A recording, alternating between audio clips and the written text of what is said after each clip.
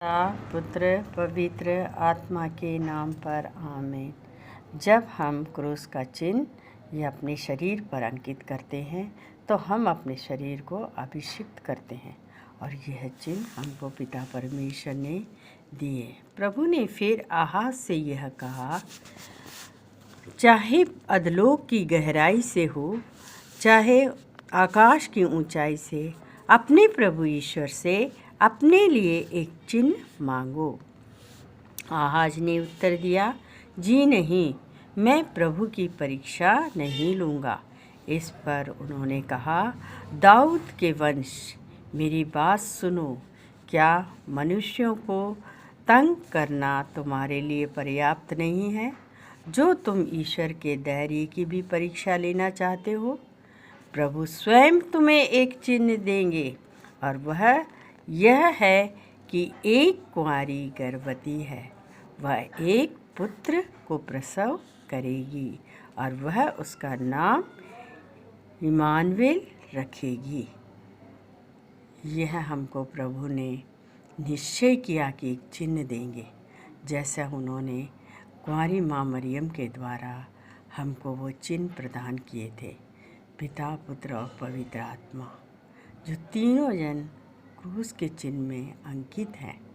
पिता सर्वोपरि है, पुत्र मुक्तिदाता है, पवित्र आत्मा हमारे सहायक दाता है।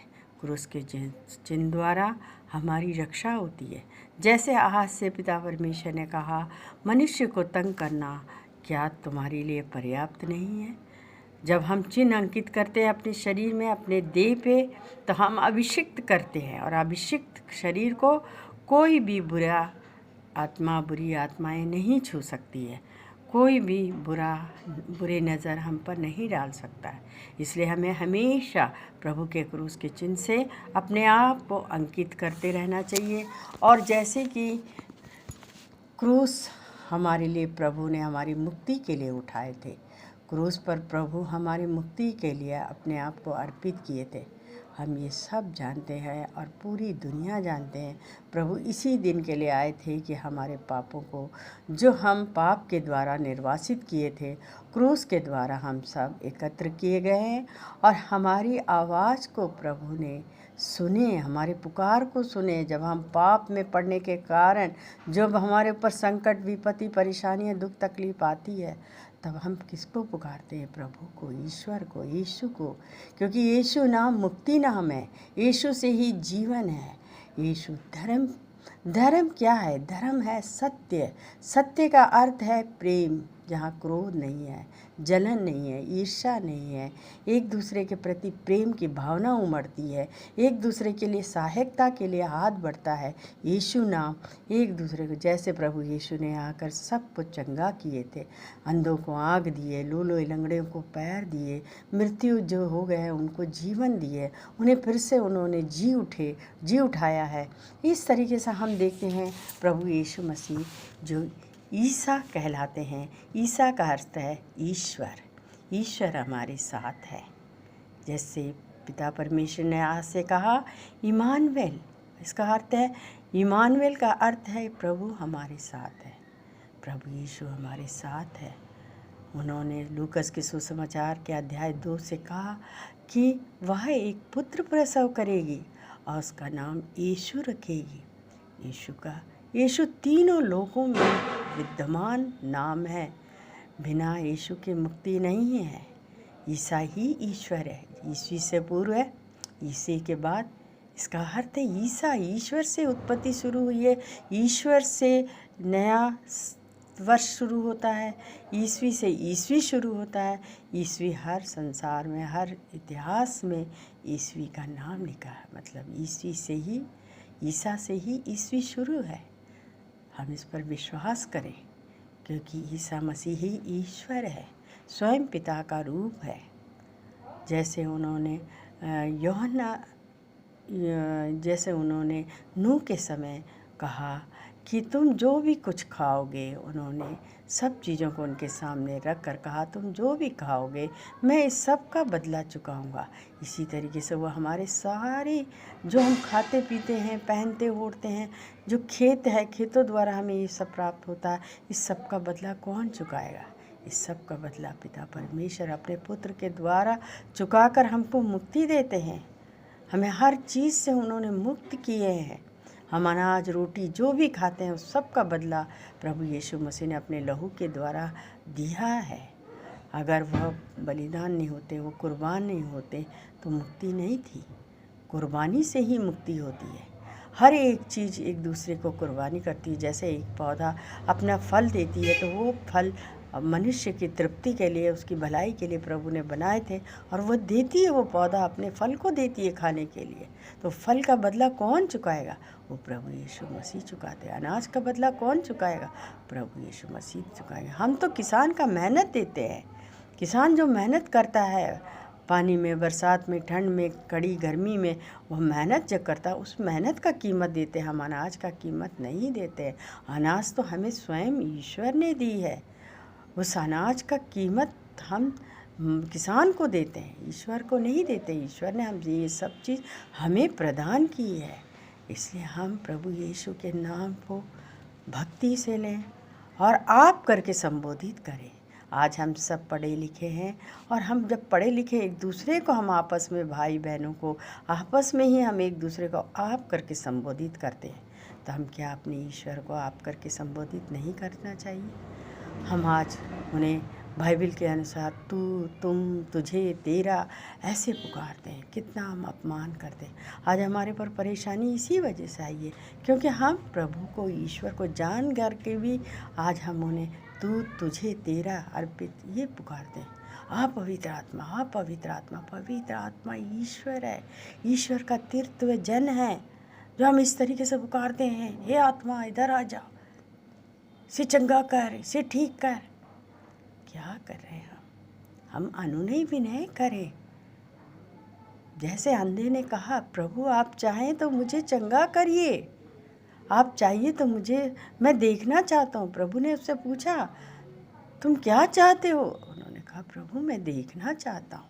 अनुनय विनय, हमें प्रभु को अनुनय विनय करना, आदर से, भक्ति से, प्रेम से प्रभु को पुकारना है, क्योंकि प्रभु प्रेम है, दया है, करुणा है, शांति है। हम प्रभु को तुम, तुझे, तुझे बार बार हम पुकार कर कितना अपमान करते हैं। क्या आज हम पढ़े लिखे नहीं हैं? आज हम ज्ञानी नहीं हैं? जब हम एक दूसरे को आप करके संबोधित करते हैं, तो आज हमें ये सब सोचना है, समझना है। हमें ईश्वर को प्रेम करना है। प्रेम सब चीज़ को ढक लेता है, इसलिए वो बार बार हमें क्षमा करते हैं कि मेरे बच्चे लौट आएंगे, मेरे बच्चे लौट आएंगे। क्रूस पर आज भी वो हमें टंगे हैं। हमारा खाली क्रॉस नहीं है, उस क्रॉस पे प्रभु विद्यमान है। वो हमारी भावना जैसे हमें देखती है कि अगर हम उसे एक मूर्ति समझते हैं तो वो मूर्ति ही दिखाई देगी। अगर उस मूर्ति में हम प्रभु को विचारों में लाते हैं कि मेरा प्रभु ऐसे ही था, क्रॉस पर टंगा हुआ था, इतना दुख मेरे लिए सह रहा था, और आज भी हाथ फैलाकर वो हमें बुला रहा, हमें पुकार रहा, हमें अपना ये थोड़ा सा समय मांगते हैं कि हम प्रभु के पास बैठें और उनको प्यार करें, उनकी बातें सुनें, उनसे वार्तालाप करें। बाइबल हम स्टडी नहीं करते हैं, बाइबल हम पढ़ते नहीं हैं। बाइबल तो स्वयं एक ईश्वर का लव लेटर है। हम लव लेटर पढ़ते हैं प्रभु का, क्योंकि प्रभु ने उसमें अपने बारे में हमसे बताए हैं। मतलब वो अपने बारे हमसे बात कर रहे हैं कि देखो तुम कहाँ थे, कैसे थे, मैं तुम्हें कहाँ से लेकर आया हूँ, तुम मेरी प्रजा हो, याकूब मेरा इज़राइल कहलाएगा, और तुम मेरी सब संतान हो। किस तरीके से प्रभु ने अपना प्रेम प्रकट किया लव लेटर में। इसलिए हर कोई को बाइबल पढ़ना चाहिए, हर समय प्रभु को याद करना चाहिए, हर एक पल हमें प्रभु को याद करना चाहिए। हर काम में, हर कार्य में, हर सोच बात काम में प्रभु को हमें याद करना चाहिए। तब हम प्रभु को हम महसूस करेंगे अपने जीवन में। प्रभु को महसूस करना है अपने जीवन में कि हाँ प्रभु मेरे साथ है, हमें डरना नहीं है। प्रभु कहते तुम बहुत से गौरैयों से बढ़कर हो, एक भी पिता के आज्ञा के बिना नीचे नहीं गिरता है, तुम उनसे बढ़कर हो। तो आज हमें समझना है कि प्रभु ने हमें कहाँ रखा, और हम आज अपने व्यवहारों से, अपने विचारों से कहाँ गिर गए हैं। आज फिर भी हमको प्रभु उठाना चाहते हैं। जिस तरीके से वो बार बार क्रूस के नीचे वो ढोते हुए गिरते हैं, उसका अर्थ है वो हमें उठाना चाहता है कि मैं गिर रहा हूँ, तुम उठो। गिर कर हमें बताते हैं।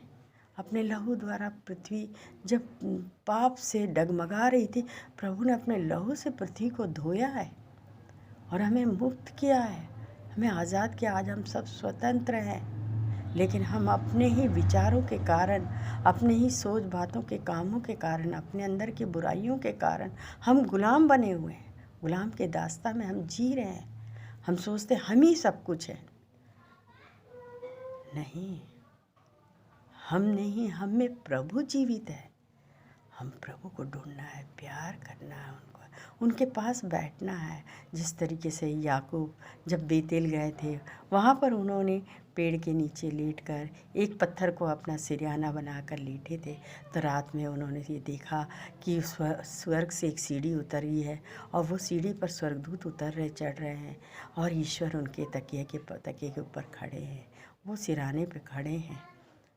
जैसे उनकी आँख खुलती है, वो उठकर कहते हैं, निश्चय ही ये प्रभु का घर है, ये स्वर्ग का द्वार है। उन्होंने उठकर वो पत्थर को उठाए और खड़ा किए और उसमें तेल उड़ेला। हम भी प्रभु के तेल से अपने आप को अभिषेक करते हैं, बार बार माथे पर क्रॉस का चिन्ह बनाते हैं, क्योंकि अभिषिक्त हैं हम सब। जब हम क्रॉस का चिन्ह बनाते हैं तो हम ईश्वर के अभिषिक्त बन जाते हैं। तो उन्होंने उड़ेल कर और कहा, प्रभु आप मेरे हर कार्य में साथ देंगे तो मैं अपना हर कार्य का 10वां हिस्सा आपको दूंगा। प्रभु ने नहीं मांगा 10वां हिस्सा। प्रभु ने, याकूब हमारे पूर्वज ने कहा कि मैं प्रभु आपको हर चीज़ में, हर कार्य में आप मेरा साथ देंगे तो मैं हर कार्य का 10वां भाग आपको दूंगा। तो हमारा समय भी है उनके पास देने के लिए। 24 घंटे में हम कुछ पल बैठें और प्रभु का लव लेटर पढ़ें। प्रभु हमसे आज क्या बात करना चाहते, क्या अपने बारे में हमें बताना चाहते। जब तक हम प्रभु को जानेंगे नहीं, लव लेटर नहीं पढ़ेंगे, तो हम जान नहीं पाएंगे। जब हम प्रभु को जानेंगे तो हम प्रभु को प्यार करेंगे। जब प्रभु को प्यार करेंगे, प्रेम उमड़ेगा, हमारी भावनाएं प्रकट होगी प्रभु के लिए और हम प्रभु में एक हो जाएंगे। आमीन।